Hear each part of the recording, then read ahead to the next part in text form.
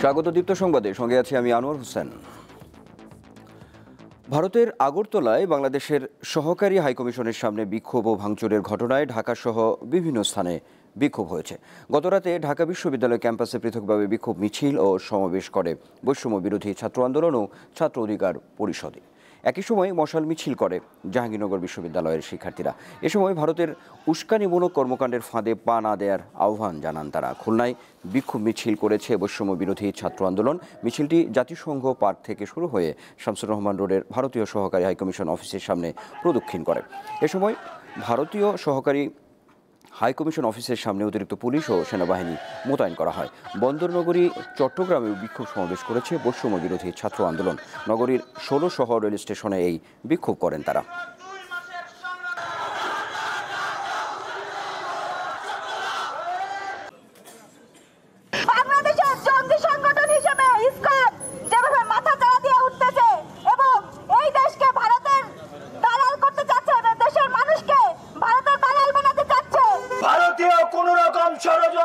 বাংলায় চলবে না।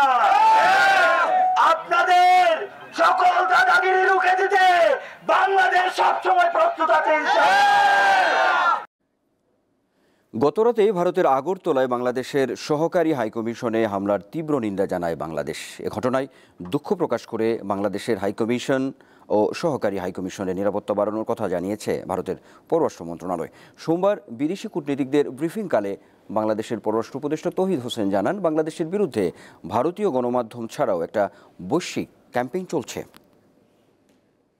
রাষ্ট্রীয় অতিথি ভবন পদ্মায় সোমবার বাংলাদেশের সংখ্যালঘুদের পরিস্থিতি নিয়ে বিভিন্ন দেশের রাষ্ট্রদূতদের ব্রিফ করে সরকার, যাতে বলা হয় বাংলাদেশি হিন্দুদের নিয়ে ভুল ধারণা তৈরি করছে ভারতীয় গণমাধ্যমের একাংশ।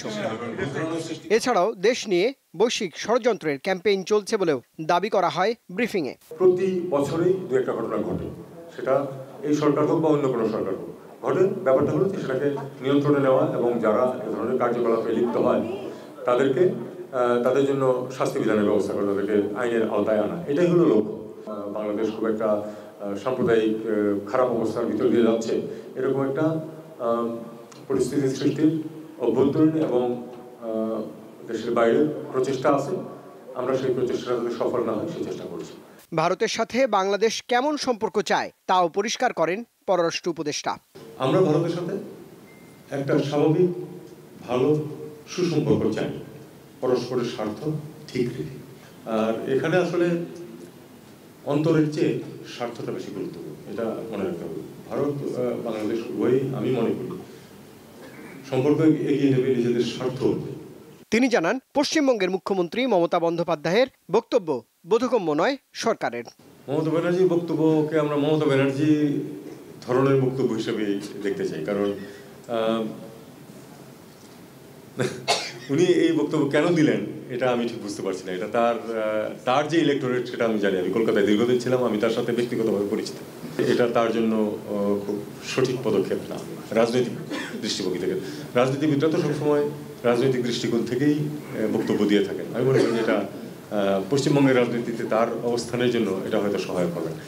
এদিকে ভারতের উত্তর পূর্বাঞ্চলীয় ত্রিপুরা রাজ্যের উত্তর আগরতলায় বাংলাদেশের সহকারী হাইকমিশন প্রাঙ্গণে হামলা হয়েছে। হিন্দু সংঘর্ষ সমিতি নামের একটি সংগঠনের সমর্থকেরা এ হামলা চালিয়েছে বলে জানা গেছে। সোমবার এই ঘটনাটিকে দুঃখজনক বলে উল্লেখ করে বিবৃতি দিয়েছে ভারতের পররাষ্ট্র মন্ত্রণালয়। একই সঙ্গে বাংলাদেশ হাইকমিশন ও সহকারী হাইকমিশনের নিরাপত্তাও বাড়িয়েছে ভারত সরকার। আগরতলার সহকারী হাইকমিশনের হামলা পূর্ব পরিকল্পিত উল্লেখ করে ক্ষুব্ধ প্রতিক্রিয়া জানিয়েছে বাংলাদেশের পররাষ্ট্র মন্ত্রণালয়। রুবায়েত হাসান, দীপ্ত সংবাদ, ঢাকা। ২১শে আগস্ট গ্রেনেড হামলা মামলা থেকে খালাস পাওয়ায় বিএনপির ভারপ্রাপ্ত চেয়ারম্যান তারেক রহমানের দেশে ফেরা নিয়ে আলোচনা বেড়েছে। তবে দলের নেতারা এ নিয়ে সুনির্দিষ্ট তথ্য দিতে পারছেন না। বিএনপির আইন বিষয়ক সম্পাদক বলছেন, এখনও 4টি মিথ্যা মামলায় দণ্ডপ্রাপ্ত আছেন তারেক রহমান।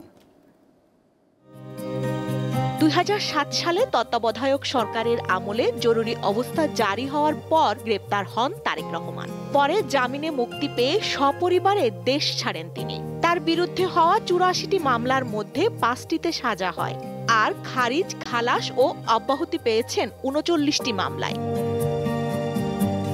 রোববার বহুল আলোচিত ২১শে আগস্ট গ্রেনেড হামলা মামলায় যাবজ্জীবন প্রাপ্ত বিএনপির ভারপ্রাপ্ত চেয়ারম্যান তারেক রহমান সহ সকল আসামিকে খালাস দেয় হাইকোর্ট। বিএনপির আইন বিষয়ক সম্পাদক ব্যারিস্টার কায়সার কামাল বলছেন, রাজনৈতিক প্রতিহিংসা থেকে তারেক রহমানের বিরুদ্ধে ভিত্তিহীন মামলা করা হয়েছে। দণ্ডপ্রাপ্ত বাকি ৪ মামলাতেও ন্যায় বিচার পাবেন তিনি। প্রত্যেকটা মামলায় বানোয়াট, মিথ্যা ভিত্তির উপরে দাঁড় করানো এবং গতকালকে ইনফেমাস ২১শে আগস্টের মামলায় সেটি প্রমাণিত হয়েছে। দেশে ফেরার সাথে যে মিথ্যা বানোয়াট মামলাগুলো আছে কোনো মামলায় সম্পৃক্ত না, বাট দেশে আসার প্রেক্ষাপটটা নিয়ে তিনি নিশ্চয়ই প্রয়োজনীয় পদক্ষেপ নেবেন যথাসময়ে। তবে ঠিক কবে দেশে ফিরবেন তারেক রহমান সে ব্যাপারে দলটির শীর্ষ নেতাদের পক্ষ থেকে পাওয়া যায়নি নিশ্চিত কোনো তথ্য। ডিউ প্রসেস অফ লর মাধ্যমে মামলাগুলো শেষ করার জন্য চেষ্টা করছি দ্রুততম সময়ে, এবং আমি আশা করি যে চেষ্টা করে যাচ্ছে। কিন্তু কোর্টেরও তো একটা প্রক্রিয়া আছে, এটা তো আমরা তো আর কোর্টকে বলতে পারবো না যে এটা অমুক তারিখের মধ্যে সব শেষ করে দেয়। কোর্টের প্রক্রিয়া চলছে, প্রক্রিয়ার মাধ্যমে যত তাড়াতাড়ি সম্ভব আমরা চেষ্টা করছি। বিএনপির আমাদের যারা লয়ার আছে তারা চেষ্টা করছে, সবাই তো চাচ্ছে দ্রুততম সময় ওনার এখানে ফিরে আসুক। ওনার অনুপস্থিতিতে আমরা অনুভব করছি। আরও 4টি মামলা তার বিরুদ্ধে রয়েছে, সবগুলোই মিথ্যা মামলা। তো এইসব ক্ষেত্রেও আমরা এই রায়ের অপেক্ষায় আছি এবং এই রায় পাওয়ার পরেই আমাদের অ্যাক্টিং চেয়ারপারসন দেশে আসবেন বলে আমরা আশা রাখি। তারেক রহমান কবে দেশে ফিরছেন তা নিয়ে দলের সর্বস্তরে শুরু হয়েছে জল্পনা কল্পনা। দ্রুততম সময়ে বাকি মামলায় খালাস পেলে আগামী জানুয়ারি-ফেব্রুয়ারি নাগাদ তিনি দেশে ফিরতে পারবেন বলে আশা তৃণমূল পর্যায়ের নেতাদের। স্বস্তিকা সিংহ, দীপ্ত সংবাদ, ঢাকা। এবার আন্তর্জাতিক প্রসঙ্গ। যুদ্ধবিরতির মাঝেই হিজবুল্লাহকে লক্ষ্য করে লেবাননে হামলা চালিয়েছে ইসরায়েল। এতে 11 জনের প্রাণ গেছে। আন্তর্জাতিক গণমাধ্যম জানায়, গত সপ্তাহে হিজবুল্লাহ ও ইসরায়েলের মধ্যে যুদ্ধবিরতি হলেও উভয় পক্ষের বিরুদ্ধে তা লঙ্ঘনের অভিযোগ উঠেছে।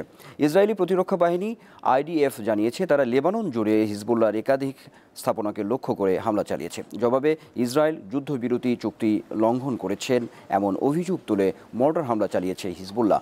হিজবুল্লাহর পক্ষ থেকে বলা হয়েছে, তারা প্রতিরক্ষামূলক সতর্কতা হিসেবে এই হামলা চালিয়েছে। তবে হিজবুল্লাহর চালানো হামলায় কোনো হতাহত হয়নি বলে জানিয়েছে ইসরায়েল।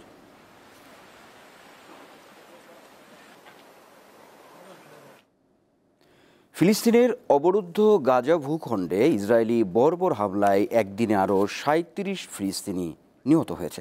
আন্তর্জাতিক গণমাধ্যম জানায়, উত্তর ও দক্ষিণ হাজার বেশ কয়েকটি স্থানে চালানো হামলায় এই হতাহতের ঘটনা ঘটেছে। এতে উপত্যকাটিতে নিহতের সংখ্যা প্রায় 44,500 জনে পৌঁছেছে। এদিকে গাজাকে পৃথিবীর দোজক বলে আখ্যা দিয়েছেন যুক্তরাষ্ট্রের নবনির্বাচিত প্রেসিডেন্ট ডোনাল্ড ট্রাম্প।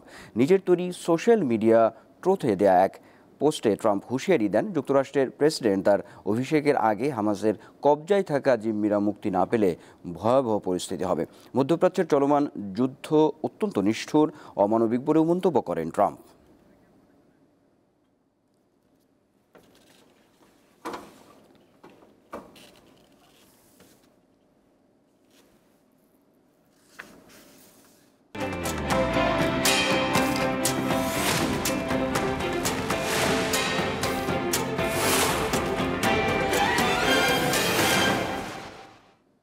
দর্শক, এবার জানাবো দৈনিক পত্রিকাগুলো থেকে প্রধান প্রধান শিরোনাম। আমার হাতে শুরুতেই আছে দৈনিক প্রথম আলো। প্রথম আলোর প্রধান শিরোনাম হচ্ছে, আগরতলায় বাংলাদেশ মিশনে হামলা, ঢাকার কড়া প্রতিবাদ। আর এদিকে সংবাদ সম্মেলনে দেবপ্রিয় ভট্টাচার্য আওয়ামী লীগ দেশকে চোরতন্ত্রে পরিণত করেছিল এমন একটি মন্তব্যকেও প্রথম আলো সামনে এনেছে। সেই সঙ্গে বসুন্ধরার মালিকদের বিদেশে থাকা সম্পদ জব্দের আদেশ, এই খবরটিও আছে প্রথম আলোতে। দেশের পরিস্থিতি নিয়ে অপপ্রচার চালাচ্ছে একটি গোষ্ঠী, কূটনীতিকদের পররাষ্ট্র উপদেষ্টা, এমন একটি খবরও সামনে আছে দৈনিক প্রথম আলোর। আমার হাতে আছে দৈনিক যুগান্তর। যুগান্তরের প্রধান শিরোনাম হচ্ছে, হিন্দু সংঘর্ষ সমিতির ব্যানারে তাণ্ডব ভাঙচুর, পতাকা অবমাননা, আগরতলায় দূতাবাসে হামলা। এই খবরটি প্রধান শিরোনাম যুগান্তরের। একই সঙ্গে কূটনীতিকদের ব্রিফিং শেষে পররাষ্ট্র উপদেষ্টা, কোনো সাম্প্রদায়িক কার্যকলাপ বরদাস্ত করা হবে না, এমন একটি খবরও সামনে আছে। একই সঙ্গে 1 ডজন শিল্প গ্রুপের তথ্য উপাত্ত সংগ্রহ, টাস্কফোর্সের জালে রুই কাতলা, এমন খবরও সামনে আছে দৈনিক যুগান্তরের। দৈনিক ইত্তেফাকের প্রধান শিরোনাম হচ্ছে, আওয়ামী লীগকে সুবিধা দিতে 130 আসনের সীমানা বদল, এই খবরটিকে তারা প্রধান করেছে। একই সঙ্গে সামনের নির্বাচন অনেক কঠিন হবে তারেক রহমান, এমন একটি মন্তব্যকেও গুরুত্ব দিয়েছে দৈনিক ইত্তেফাক। আছে সরকারকে 5 পরামর্শ শ্বেতপত্র কমিটির। সেই সঙ্গে নির্বাচনের আগে সংস্কার সম্পূর্ণ করতে সরকার দৃঢ় প্রতিজ্ঞ, প্রধান উপদেষ্টা, এমন খবরও আছে দৈনিক ইত্তেফাকে।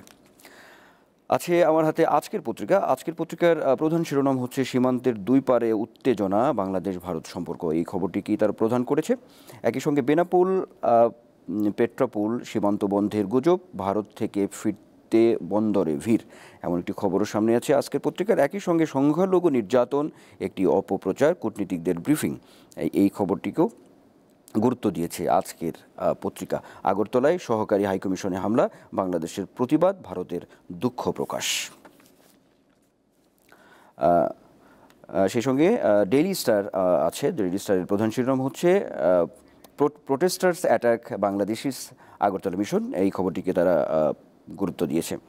একই সঙ্গে government must come up with 2 year economic plan, এই খবরটিও আছে ডেইলি স্টারের অন্যতম প্রধান শিরোনাম। তো দর্শক, এই ছিল দৈনিক পত্রিকাগুলো থেকে মোটামুটিভাবে প্রধান শিরোনাম। এই ছিল এখনকার মতো। আমাদের পরের সংবাদ দুপুর 12টায় দেখার আমন্ত্রণ রইল। আর সর্বশেষ তথ্য বিনোদনের সব খবর জানতে আপনিও যুক্ত থাকতে পারেন দীপ্তর ডিজিটাল প্ল্যাটফর্মগুলোতে। ধন্যবাদ সবাইকে।